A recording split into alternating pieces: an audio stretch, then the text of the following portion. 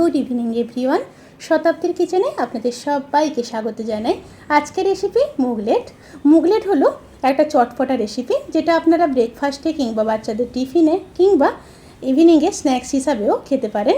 এই রেসিপিটি প্রচুর পরিমাণে হাই প্রোটিন ও ফাইবার আছে, শরীরের জন্য ভীষণই হেলদি। তাহলে চলুন শুরু করা যাক আজকের এই হেলদি ব্রেকফাস্ট রেসিপি। মুগলেট বানানোর জন্য আমি এখানে মুগের ডাল 1 কাপ ভিজিয়ে দিয়েছিলাম। প্রায় 2 ঘন্টা ধরে অবশ্যই ভেজাতে হবে। এবারে জলটাকে ছেঁকে নেব। জলটাকে ছেঁকে নিয়েছি।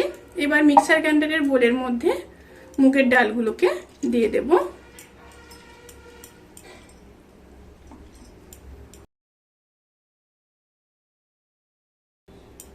দিয়ে একটা স্মুথ পেস্ট বানিয়ে নেব। অল্প জল দিয়ে দিলাম, বেশি জল দেবেন না, তাহলে কিন্তু পেস্ট করতে অসুবিধে হবে। এবার পেস্ট করে নেব। পেস্ট রেডি হয়ে গেছে। এরপর আর একটা বোলের মধ্যে নিয়ে নিলাম। পরিমাণ মতো লবণ দিয়ে দিলাম, 1/2 চামচ হলুদ গুঁড়ো দিয়ে দিলাম, আর দিয়ে দিলাম গ্রেটেড গাজর। এখানে একটা ছোট সাইজের গাজর আমি গ্রেট করে নিয়েছি। ক্যাপসিকাম, একটা ছোট ক্যাপসিকামের 1/2 ক্যাপসিকাম দিয়েছি। একটা বড় সাইজের পেঁয়াজ, এইভাবে খুব সুন্দরভাবে চপ করে নিতে হবে। আর টমেটো এখানে একটা দিয়েছি, আর দেব 2টো কাঁচা লঙ্কা।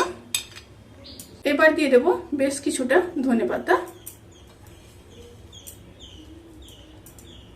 আর দিয়ে দেবো কারি পাতা। আপনাদের হাতের কাছে যদি কারি পাতা না থাকে তাহলে এটা স্কিপ করতে পারেন। এবার খুব ভালোভাবে মিশিয়ে নেব। এখানে আমি আমার মতো করে সবজি অ্যাড করলাম। আপনারা চাইলে আপনারা এখানে নিজেদের পছন্দ মতো সবজি এখানে অ্যাড করতে পারেন।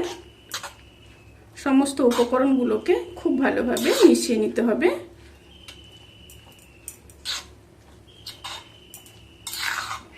মেশানো হয়ে গেছে।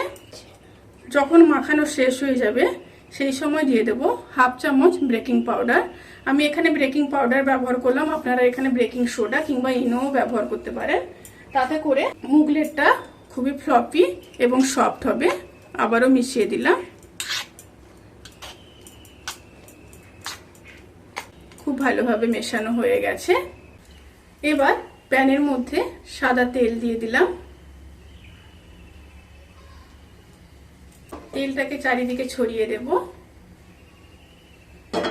দিয়ে ব্যাটারটাকে দিয়ে দেব।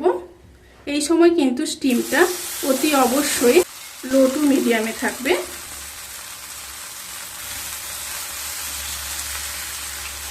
বেশি হাই স্টিমে করবেন না, তাহলে দুটো সাইড হয়ে যাবে কিন্তু ভেতরটা হবে না।